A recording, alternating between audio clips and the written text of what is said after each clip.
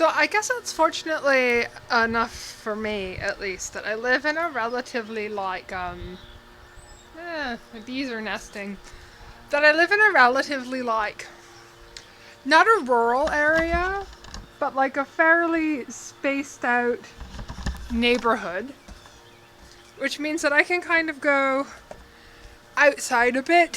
So today I'm going to walk down to the dock because I haven't been able to do it in a while. Um, so normally I would go out for like long walks to amuse myself. But since I'm in quarantine and awaiting a COVID-19 test, I'm not gonna do that. We've also had like problems with children who get sent out to play and then they have been like aggregating in groups of like unrelated households and all playing together, and normally that would be awesome. But right now it's not so good, so I don't want to set a bad example for the people who live in my neighborhood by walking around. And I mean, I can safely do it because there's just not that many people out here and around. But yeah, better safe. So here's our lake, and here's our dock, and that's our boat. And I think I'm gonna open up the boat in the next few days, because if I'm on a boat, then like I'm obviously 6 feet away from everybody on that thing. I'll be just fine. So maybe that's something I can do. We also have a canoe and a kayak and several other things that I can do when I feel strong enough. So I feel like it's actually time for some real talk. I've been sharing kind of like parts of my day, training my fish, feeding my fish, cuddling my cats, funny things my cats do. But I think that it's like, honestly, so I live alone. I live alone in a big house that's normally a family home with my parents. My parents are away in Florida and they've decided it's safer to stay there for the moment than to attempt to travel home because my dad is immunocompromised. But honestly, like, I am alone all the time, and all I have is my fish and my cats, and I don't see other people. I only talk to other people over the phone or Messenger or FaceTime. I'm alone all the time. And I haven't seen another person in like 10 days. I haven't seen or spoken to another person face to face in 10 days. And some people are like, oh, well, you're an introvert. It's easier on you. But I'm like, there's a difference between choosing to stay home because you want to and being forced to stay home. And like, I might be an introvert. I might like to spend a lot of time at home, and there's nothing wrong with that. But to assume that it's easier on introverts is not quite fair to them.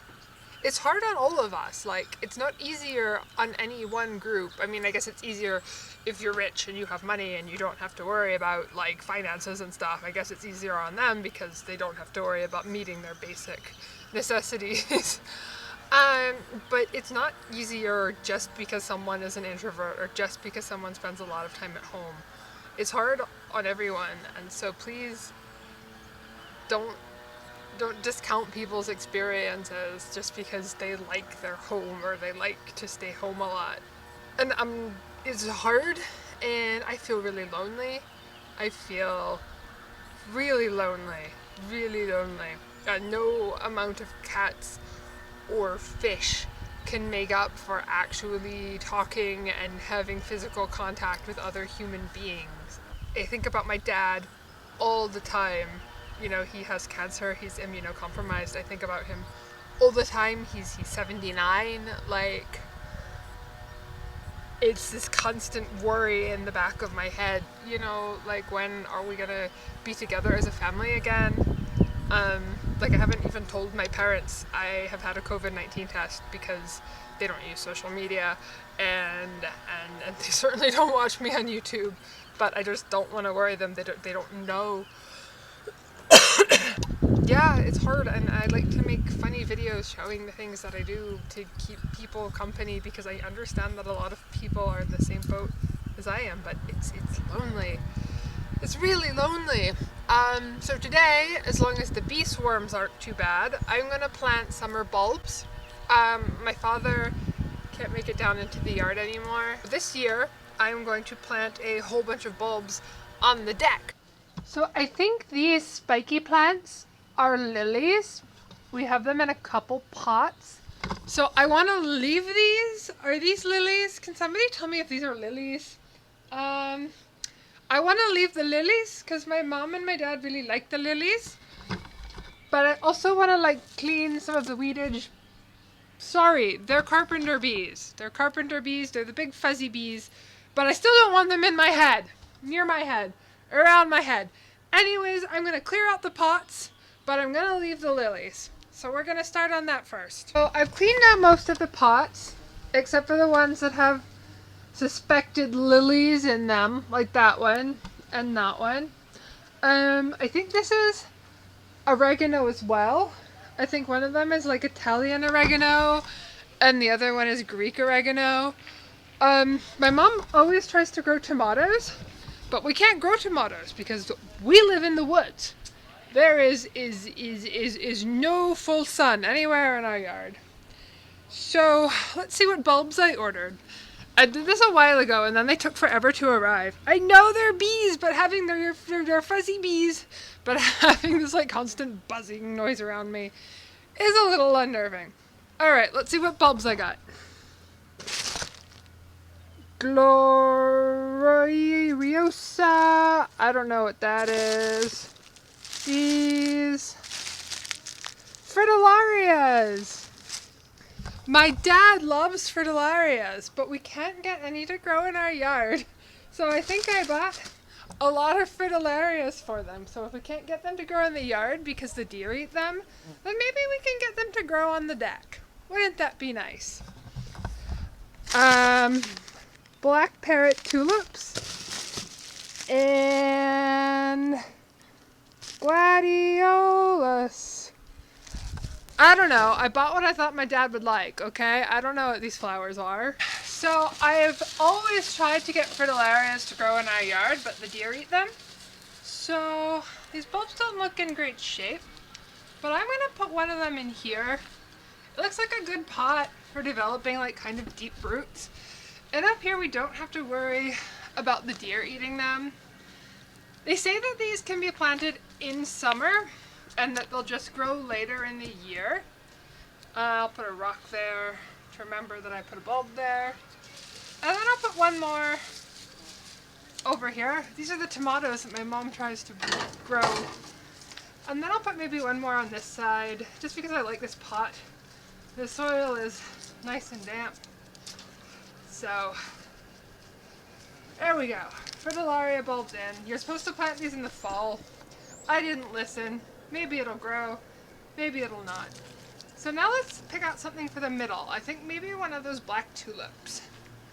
Let's get one of those. Actually, we're gonna plant this weird tuber thing, the one that said gladiola. I don't know what it is. I don't remember why I ordered it, but there we go. That one's gonna go in there with a couple rocks right there. So we've got one fritillaria left, as well as the tulips. So let's keep going. Oh my god, the bees! It's so unnerving! Alright, so let's put a fritillaria in here, this big round pot. I like this pot. Fritillaria bulb is in. Maybe it'll bloom, maybe it'll not. Along with these black parrot tulips, which already seem to be sprouting, which I guess is good. In you go. And so yeah, I just want my dad to be able to enjoy the garden right from his room if he needs to. So let's put another tulip bulb here. I don't know how far apart I'm supposed to be spacing these, but there we go. In you go. Put another one here. Diggy dig dig. So these are supposed to be 5 bulbs.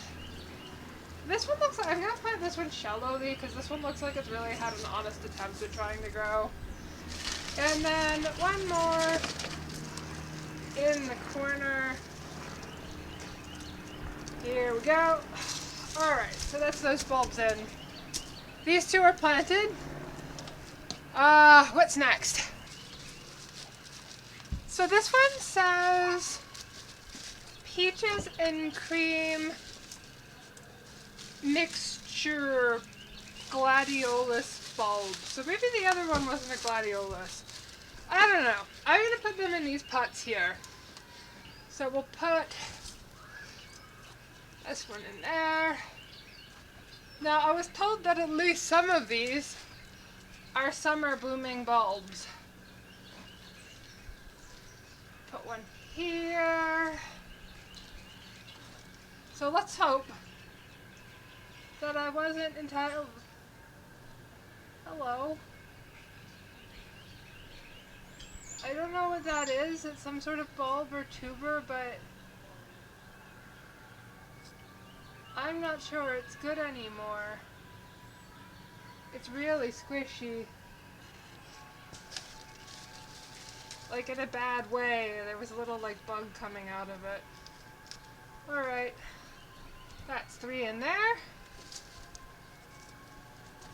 Let's put a couple more in here. Like I said, I'm not entirely sure these will bloom. This year at least. But maybe they will. Who knows? Alright, now for this one, my dad collects rocks. We got all kinds of rocks going on in here. That's alright, I'm used to rocks.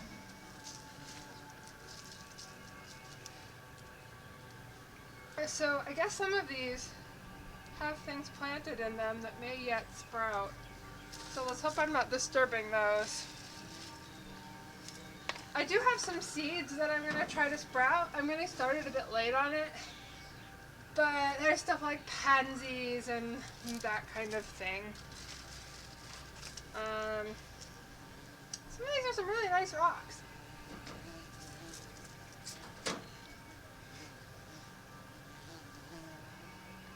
So, yeah. I kind of like planting bulbs. It's like tucking little flowers in at night. You're like, hi flower, you doing okay? You're gonna go to sleep and wake up and grow into an actual flower? Good night.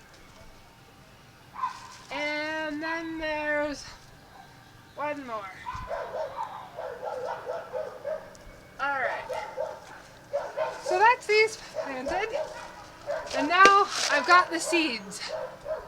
I tried to order a seed sprouting package off Amazon, but it's running really late. And that's okay because there's more important things that people need than flower seeds. It's not vegetable seeds. I'm not trying to grow food. So that's fine. We're just going to wrap up this video with feeding my goldfish instead. So I have already done a water change on their tank today. And now we'll just feed them. Feed my goldfish rapashi, which is a gel food.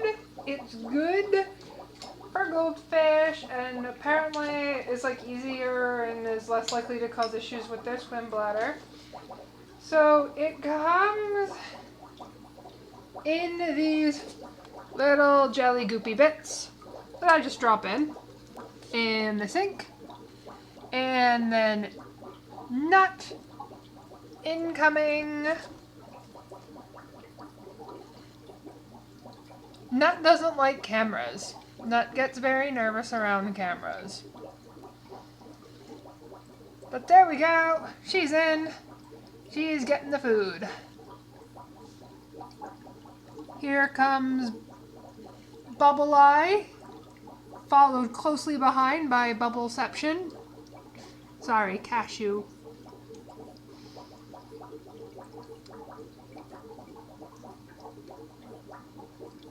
And I'm gonna drop in a second piece of rapashi. Not that what they didn't put in isn't enough for all of them, it is, but just because I don't want them to compete. I think that's how Nut lost her tail. So I'm just putting in a second piece. Oh dear. Oh, that's interesting. Huh. There we go. Yeah, I think Nut lost her tail by competing for food. And then the bubble eye would just get too close behind her and just nom her fins. Here's Cashew. Sorry. And P totally dominating the food back there. Nut is incoming. No, she's not. She doesn't like cameras. I'm sorry, Nut. Let's back off. So yeah, they had a nice water change this morning. They also snack on the plants.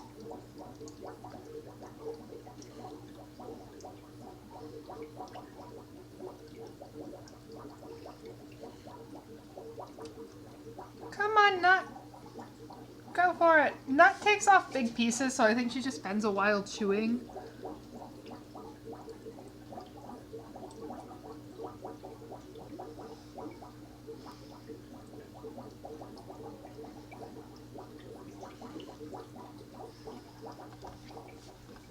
Alright, well that has been another day of quarantine with me, and I'll see you all tomorrow.